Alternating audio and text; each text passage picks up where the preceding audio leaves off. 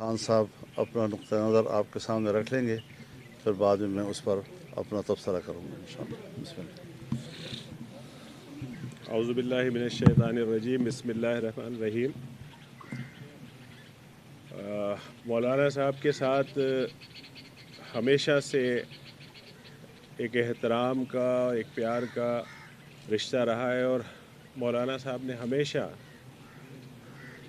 ہمارے ساتھ شفقت کا مظاہرہ کیا ہے اور ہمیں راستے بھی بتائے ہیں اور ہدایت بھی دی ہیں۔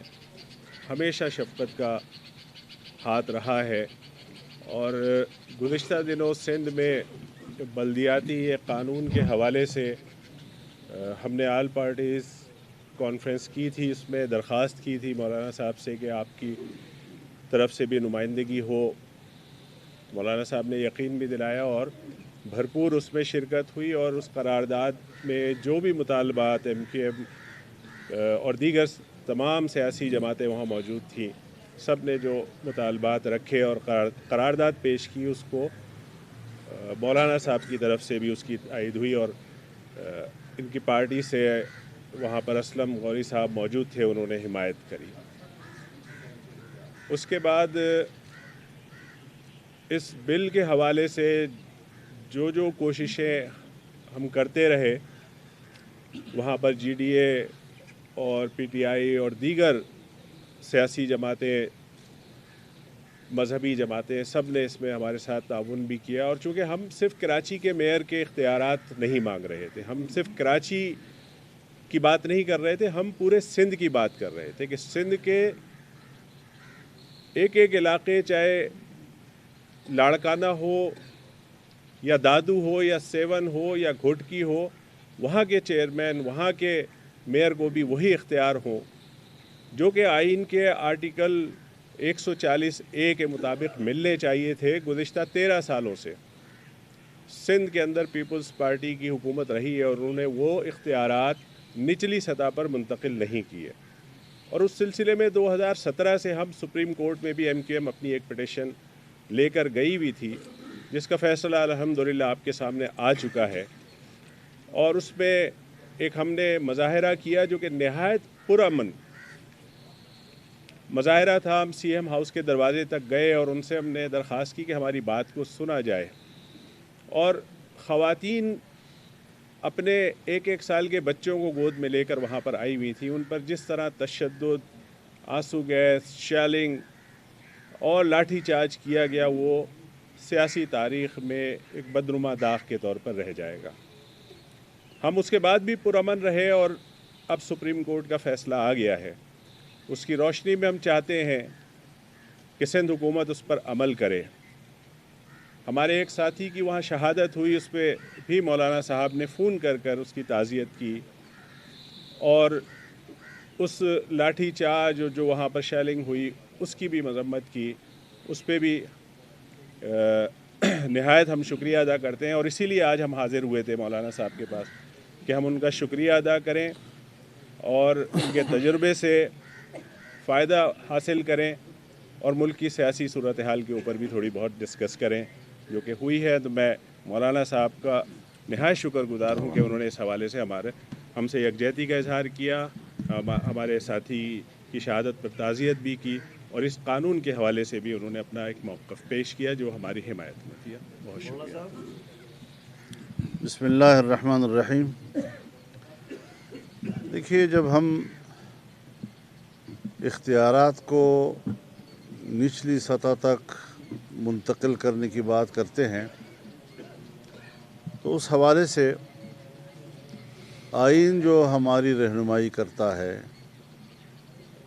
اور آئین جو ہمارے بلدیاتی اداروں کو اختیارات دیتا ہے، کسی صوبائی حکومت کو یہ حق حاصل نہیں کہ وہ آئین سے متصادم ایسی قانون سازی کرے کہ جس میں ان کے اختیارات کو سلب کیا جائے۔ یہ ایک بنیادی چیز ہے، اور اس حوالے سے MQM ہو یا دوسری سیاسی جماعتیں ہیں تو اس پر کوئی اختلاف رائے نہیں ہے۔ اور باقی ہم یہ سمجھتے ہیں کہ ہمیں دل کھول کر پوری ہمت کے ساتھ پبلک میں جانا چاہیے اور بلدیاتی الیکشن کے لیے بھی بھرپور انتخابی مہم میں ہمیں اتر جانا چاہیے تاکہ جب ہم ان کو شکست دے سکیں تو پھر جو ان کے عزائم ہیں انشاءاللہ ان کو بھی ہم خاک میں ملائیں گے اور جو وہ چاہتے ہیں ایسا نہیں کر سکیں گے۔ سیاست محض خواہشات کی بنیاد پر نہیں ہوا کرتی، سیاست کے بھی کچھ اصول ہوتے ہیں، اس کے بھی کچھ طے شدہ خطوط ہوتے ہیں اور آئین ہماری اس حوالے سے رہنمائی کرتا ہے۔ اسی کے اندر رہتے ہوئے ہم نے ملک کے نظام کو چلانا ہے۔ ہر بات خواہشات کے تابع نہیں ہوا کرتی۔ اس وقت جو ملک کے اندر جو کچھ ہو رہا ہے میں سمجھتا ہوں کہ یہ سب کچھ ہم پاکستان کے مفاد میں نہیں کر رہے ہیں، خدا جانے ہم کس کے مفاد میں کر رہے ہیں اور کس طرح ہم نے اپنے ملک کو گروی رکھ دیا ہے کہ شاید آنے والے مستقبل میں پاکستان کو ایک آزاد ریاست بھی کہا جا سکے گا یا نہیں۔ اس حوالے سے ہم ان کو اطمینان دلاتے ہیں کہ پورے صوبہ سندھ میں، یہاں ہمارے خیبر پختونخوا میں بھی الیکشن ہوئے ایک لمحے ایک مرحلے کے، دوسرے کے بھی ہونے ہیں، یہاں بھی ان کے مسودے بنے ہوئے ہیں اختیارات کو کس طرح سلب کیا جائے اگر ان کی پارٹی نہیں جیتتی تو، لیکن انشاءاللہ اس محاذ پر بھی یہاں مقابلہ کیا جائے گا اور پورے ملک میں انشاءاللہ العزیز جو حق کا نعرہ ہے وہی انشاءاللہ بول بالا ہوگا۔ مولانا صاحب یہ فرمائیں کہ جب بھی عمران خان صاحب کو ہٹانے کی بات ہوئی ہے تو اتحادی ڈسکس ہوئے ہیں پی ڈی ایم میں، اپوزیشن جماعتوں میں، تو آج تحریک عدم اعتماد کے حوالے سے ایم کو کوئی مشورہ دیا ہے کہ تھوڑا سا اتحادی پیچھے ہٹ جائیں تاکہ ملک کو بچایا جا سکے، عمران خان کی حکومت کا خاتمہ ان کے بغیر تو ہو پاسبل ہے نہیں، کوئی بات ہوئی ہے؟ دیکھیے جو اس وقت پی ٹی آئی کی اتحادی جماعتیں ہیں، مثلا ایم کیو ایم ہے، جے ڈی اے ہے، پی ایم ایل کیو ہے، یہ پولیٹیکل فورسز ہیں اور ظاہر ہے جب ہم بات کریں گے تو ہم تو یہی کہیں گے کہ 4 سال کے اس عرصے نے یہ ثابت کر دیا ہے کہ ملک جو ہے وہ پیچھے کی طرف جا رہا ہے اور مزید یہ بوجھ اٹھانا شاید اب کسی کے لیے بھی ممکن نہ ہو، تو ہم تو ایک خیرخواہی کا پیغام ہی دے سکتے ہیں، فیصلے تو انہوں نے اپنے فورم پہ کرنے ہیں۔ جیسے دے دیا ہے خیر خواہی کا پیغام نا۔ مولانا صاحب آپ کو ڈی آئی خان کا جو آپ کی ریلی ہے 5 فروری کی اور ایک ساتھ کا ایک جلسہ تھا، الیکشن کمیشن نے وہاں جانے سے روک دیا ہے، وہ احکامات جاری کیے ضلع انتظامیہ کو کہ روکا جائے ریلی کو بھی اور جلسے کو بھی، تو کیا آپ جائیں گے یا کچھ تصادم؟ نہیں، میرا خیال میں نہ تو ہم ریلی نکال رہے ہیں، کارنر میٹنگز ہوتی ہیں تو کارنر میٹنگ ہی ہوں گی، اس سے زیادہ نہیں ہوگا۔ الیکشن کمیشن کے رولز کی مکمل پیروی کی جائے گی، اس کے ساتھ کیوں ہم تصادم کریں گے جی؟ تو وہ اس کا الیکشن سے کوئی تعلق نہیں ہے، وہ تو یہاں حقلہ سے شروع ہوگا تو اس کا ڈی ایس خان کے الیکشن سے کیا تعلق ہے؟ عامر صاحب یہ فرمائیں کہ آپ کی ذاتی نگاہ میں عمران خان صاحب کی قیادت میں ملک ترقی کر رہا ہے یا تنازلی کی طرف ہے؟ آپ کی ذاتی رائے کیا ہے؟ ظاہر آپ کی پارٹی کی رائے بھی ہے، اور دوسرا یہ ہے کہ آپ ایم کیو کے ہمارے جو ساتھی ہیں ان کی بڑی محبت ہوا کرتی تھی الطاف بھائی سے، ہم آپ سب کی تقاریر سنا کرتے تھے کہ الطاف بھائی واپس آ رہے ہیں، پھر اچانک چھٹی ہو گئی، تو ان کے ساتھ کوئی واپسی ان کی کا کوئی امکان ہے؟ کوئی بات چیت کسی لیول پہ ہو رہی ہے؟ کیونکہ پچھلے دنوں بڑی ایکٹیویٹی نظر آئی ان کے کیمپ میں۔ دیکھیے، پہلے سوال کا جواب میں آپ کو پہلے دے دیتا ہوں کہ 22 اگست کو ایم کیو ایم پاکستان نے جو فیصلہ کیا وہ بہت سوچ سمجھ کر ایک فیصلہ کیا اور ایک لا تعلقی کا فیصلہ کیا اور اس ملک کے خاطر کیا۔ اس ملک، اس پاکستان کے حوالے سے اگر کوئی بھی غلط بات کرے گا تو ہم کسی طور پر بھی، کوئی بھی ہو، کوئی بھی شخصیت ہو، ہم اس کا ساتھ نہیں دے سکتے اور ہم پاکستان کے ساتھ کھڑے ہیں۔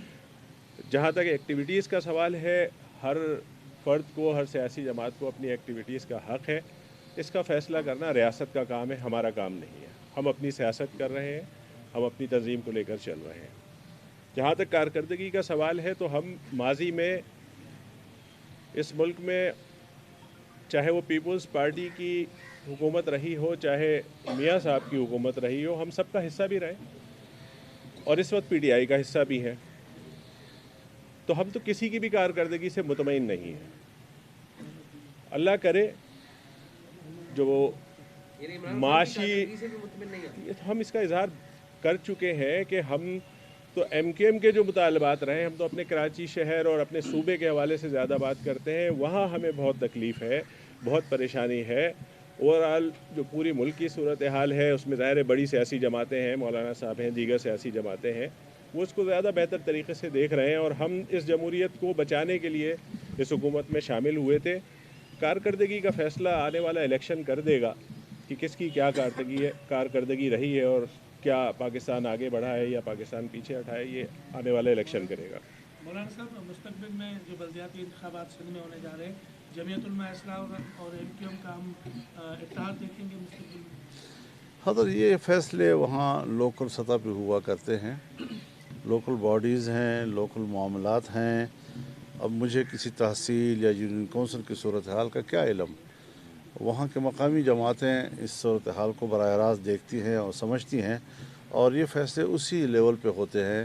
اور ظاہر ہے کہ یہ ضرورت کی بنیاد پر ہوتے ہیں. اگر کسی بھی پارٹی کو کسی کے ساتھ کوئی اتحاد کرنے کی ضرورت پڑتی ہے اور وہ اپنی سیٹوں کو محفوظ کرنے کے لیے کسی کے ساتھ معاہدات کرتی ہے, تو وہ ہر سطح پر سیاست میں اس کا ایک جواز ہوتا ہے اور اس کا ایک راستہ نکلتا ہے. تو اسی سطح پہ جماعتوں نے یہ فیصلہ کرنا ہوتا ہے. عامر صاحب